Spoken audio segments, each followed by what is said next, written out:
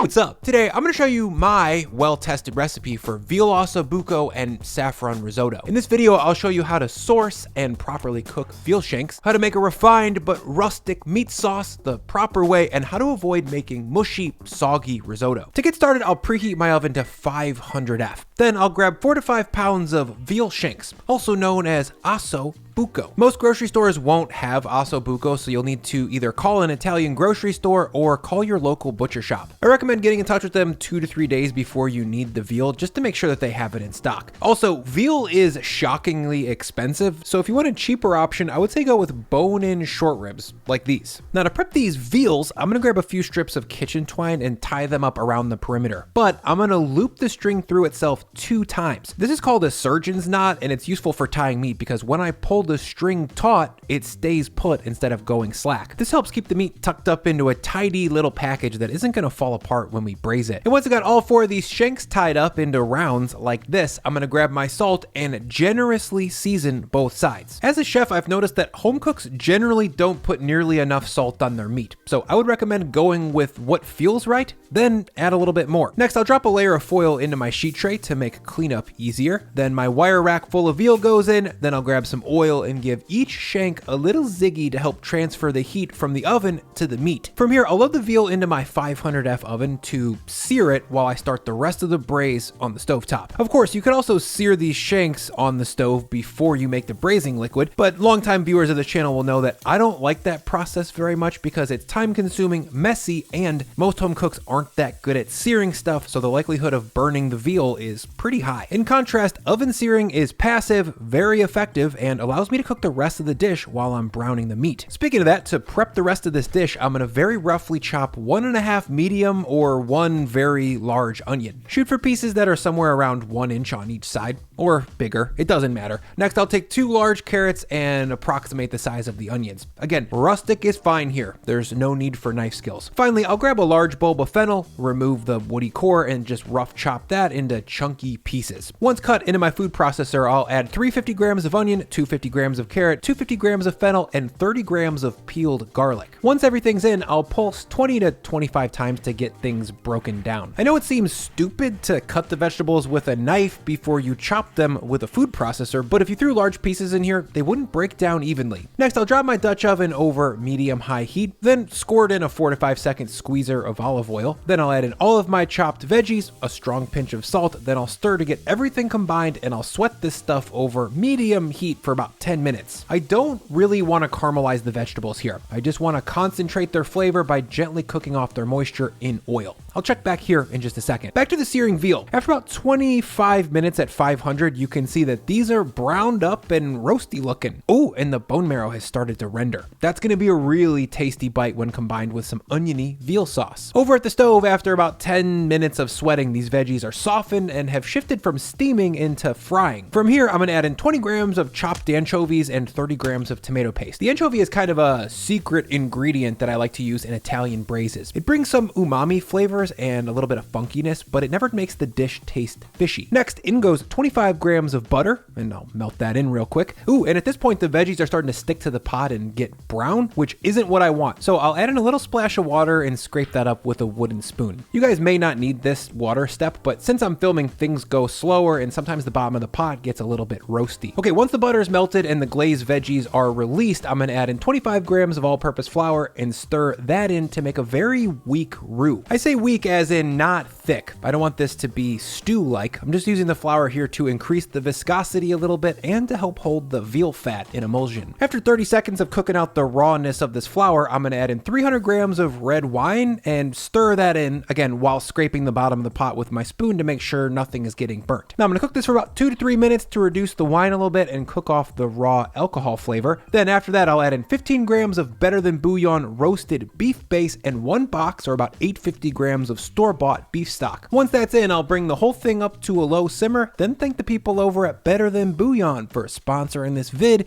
and making great beef base. As you saw, the cooking liquid that I'm using in this recipe is boxed stock, which isn't flavorful at all. The Better Than Bouillon roasted beef base that I added helps recreate the flavor of an all-day simmered beef stock, but without putting in the effort or time. You'll see me using this product again and again on this channel for tons of recipes, not just meat sauces. I put it in every soup or stew that I make, casseroles, spaghetti sauce, and I even put it in some Chinese recipes. In fact, I was about to put it in the Mongolian beef recipe that I'm working on for a future video, and I was like, I need to have at least one recipe this month that doesn't use this product because people are going to start to get sus. Roasted beef and roasted chicken bases are the most used flavors in my fridge, but Better Than Bouillon comes in a ton of other flavors that have almost unlimited uses. My all-time favorites are the roasted garlic, sauteed onion, and adobo base from their culinary collection. But if you go to their website, you'll find all their flavors, and you can get free economy shipping within the US when you buy 2 or more jars. Just use my code Brian at checkout, and I'll leave that link down in the description. Okay, once my braising liquid is up to a simmer, I'm gonna sneak in all 4 of my roasty veal shanks. Then I'll pour off any resting juices that have accumulated on the sheet tray. If anything on the foil looks burnt though, skip this step. Next, the lid gets dropped on, then I'll throw this pot into a 300F oven to cook for roughly 2 hours, but I'll check back in an hour and a half. 90 minutes later, I'm gonna check in to see how this braise is progressing. At this point, smaller veal shanks or even pork shoulder might be tender, but after poking this veal, I can tell that these still are not there. So I'm gonna push this pot back into the oven, this time lid off so that I can braise this for another 30 to 40 minutes. While that finishes, let's make some saffron risotto, which is the classic side dish for Osso Bucco. First, I'll take 1 onion and give it a brunoised. That's just a fancy way of saying a very, very small dice. In risotto, we want the onion to melt into the background, so we need it really tiny. To cook this, I'm gonna grab a saucier and a large saucepan and drop it on the stove. Into the saucepan, I'll add about 1,000 grams of chicken stock and then about a teaspoon of saffron threads that I've ground down in my mortar and pestle. Oh yeah, and to make sure that I get all of that saffron out of there, I'm gonna add a splash of water into the mortar and pour that into the saucepan. Also, if you don't have a mortar and pestle, you don't need to grind the saffron. You can just throw about a half gram's worth directly into the stock. Just know that this method delivers a little bit less potent saffron flavor. Now I'll bring that saffron stock up to a simmer and, oh yeah, also add in 5 grams of salt so that the stock will season the rice. Then over at the saucier, I'll add in a generous hit of olive oil, then in goes 225 grams of minced onion, 10 grams of minced garlic, a strong pinch of salt, then I'll stir and sweat these aromatics gently for about 5 minutes. I definitely don't want caramelization here. Those dark flavors will step on the very delicate floral saffron flavor and overall muddy up the risotto. And after 5 minutes of sweating, these aromatics are softened and translucent. So next in goes 400 grams of arborio rice. This rice isn't rinsed, by the way, because I want as much starchiness as possible. Now I'll stir this in to get it combined and fry this rice in the oil for about 5 minutes or until the grains are starting to get a little bit translucent. 5 minutes later, the rice is all fried up. So next I'll add in 200 grams of white wine. I'll stir that in and reduce until the wine is mostly gone and all of the alcohol flavor is cooked off. Once I've got a dry pan, I'm gonna grab a ladle and scoop over about 2 cups or a half liter of my saffron stock. Once that's in, I'll bring up to a simmer, then stir to combine. During the early part of this risotto making process, I want to stir a lot to release as much of the starch from the grains as possible. That starch is responsible for risotto's silky, luxurious texture. Next, I'll make sure the grains are submerged in the liquid and simmer for about 3 to 4 minutes, stirring every 30 seconds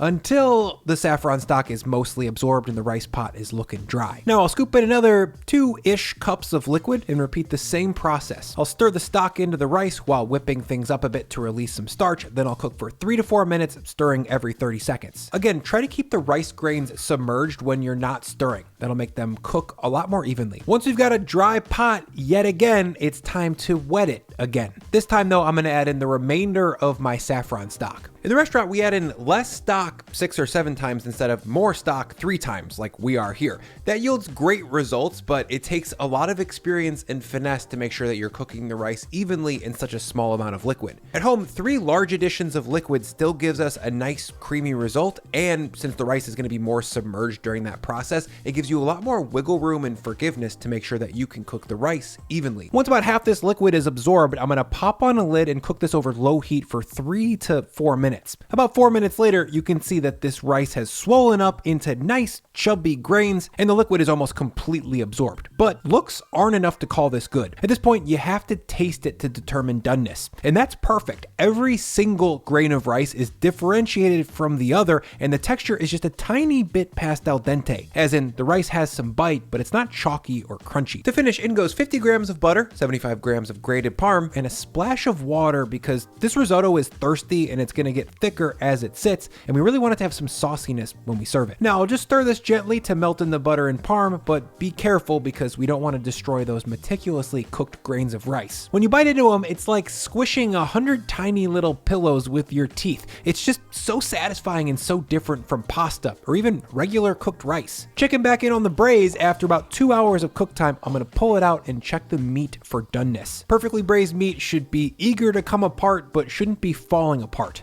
And this feels perfect. Next, I'm gonna cool this braise on the counter for 2 hours, then throw it in the fridge overnight. This allows the flavor compounds inside the dish to evolve and integrate with each other, and it provides the best possible version of this dish. Of course, you could make and serve this dish same day. Just be aware that you're leaving some signif flavor on the table. The next day, I'll grab my pot and drop it on the stove over medium-low heat. At this point, some vegetables and braising liquid are probably gripping the bottom of the pot pretty hard, so it's very important to grab a wooden spoon and scrape the pot to make sure nothing is stuck. If it is, it can pretty easily burn during reduction, which is not what we're looking for. Once scraped, I'm gonna reduce this sauce and also rewarm the ossobuco for about 20 minutes, scraping the bottom every 5. 20 minutes later, the braising liquid is reduced by about 40% and it's looking truly stunning. The veggies have melted into the sauce and the sauce has thickened into something very old world. It's so rich and it's so glossy. To serve, I'll carefully nestle a shank right on top of my saffron risotto. Then I'll scoop up a ladle's worth of braising liquid, making sure to get a bunch of the melted vegetables as well, and I'll sauce that right on top. Finally, a little chopped parsley to bring some fresh air to this very dark, hearty dish. Man, when I break into this, you can see how sticky and tender this veal meat is. It almost looks like pork ribs, as in it's not quite white meat and it's not really dark meat. It's kind of its own thing and it's good. Let's taste it.